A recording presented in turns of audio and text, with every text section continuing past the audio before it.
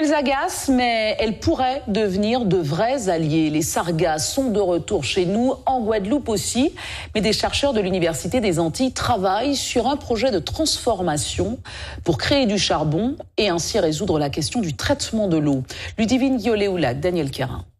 Et si aujourd'hui on cessait de considérer les sargasses comme des déchets et qu'au contraire on les traitait comme une ressource à valoriser? La question n'est pourtant pas nouvelle, elle taraude les spécialistes. C'est le cas de Sarah Gaspard, chercheuse à l'Université des Antilles. Elle travaille depuis quelques années avec ses collègues sur un procédé permettant de transformer les algues brunes en charbon actif.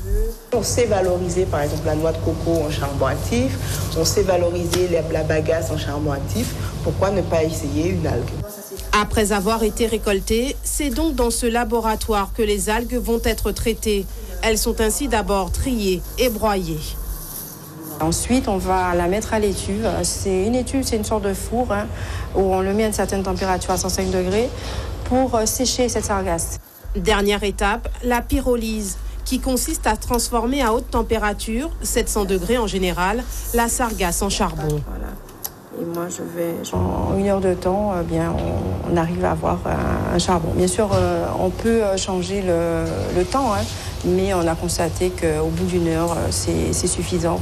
Et voilà le résultat du charbon actif prêt à l'emploi et dont l'utilisation pourrait résoudre bien des problèmes en Guadeloupe. Au lieu de devoir importer du charbon actif pour traiter les eaux de Guadeloupe, qui sont actuellement traitées par charbon actif, donc on pourrait fabriquer localement ce charbon actif à partir de cette biomasse qui est abondante et ensuite avoir effectivement un charbon actif qui aura un coût moindre.